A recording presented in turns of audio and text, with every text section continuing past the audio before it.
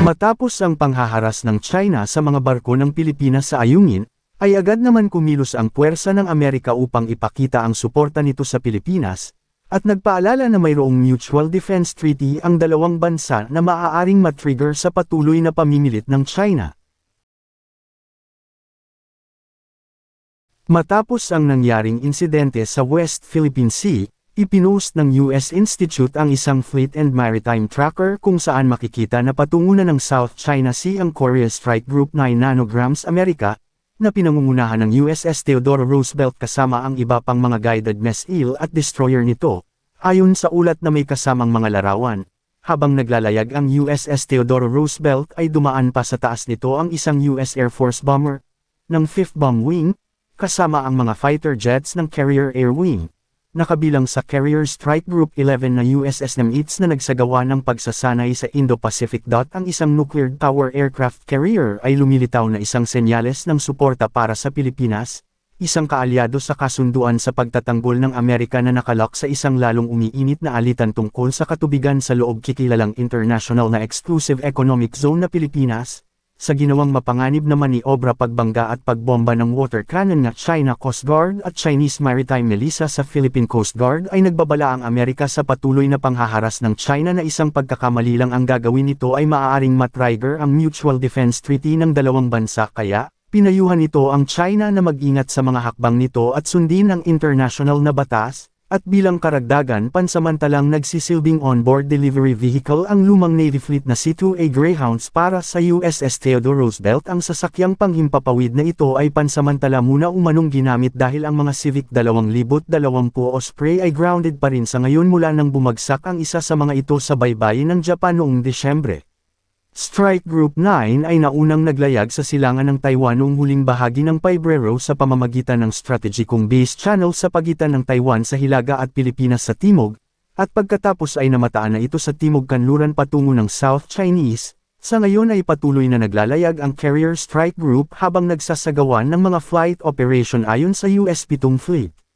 Samantala ang USS George Washington naman ay dumating na sa Japan upang palitan ng USS Ronald Reagan para sa kanyang maintenance repair at pag-upgrade.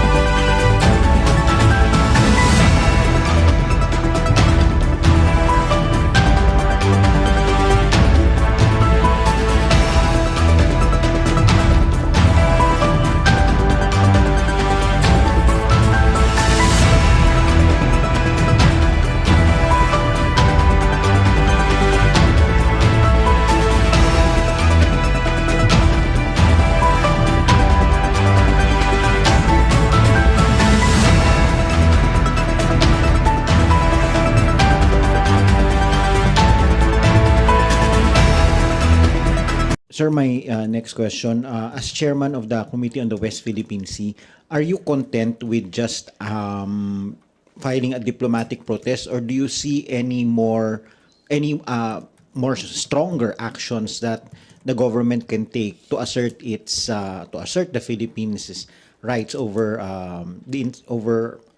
our waters, especially after the incidents in Benham Rice? Yeah. But in the meantime, kasi diplomatic protest is all we can do.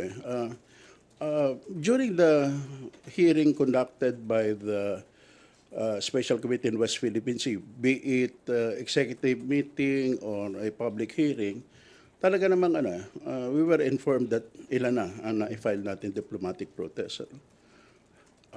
And ang tingin natin, wala nangyayari because NR ang China, no response.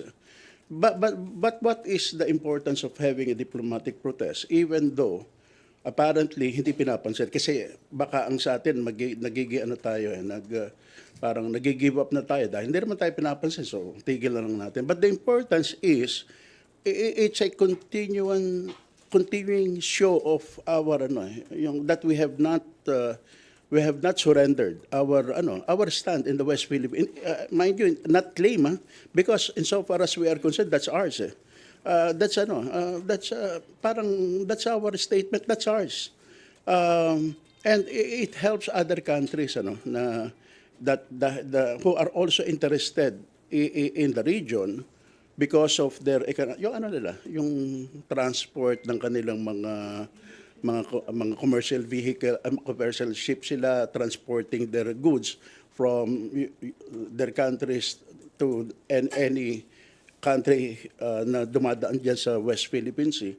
And they are also nakakatulong sa kanila na to help us in condemning China, and ang maganda ngayon, meron ng mga video na ipapakita, kasi unlike before, pag inire-report mo lang walang visual, sabihin water cannon, baka hindi nila alam.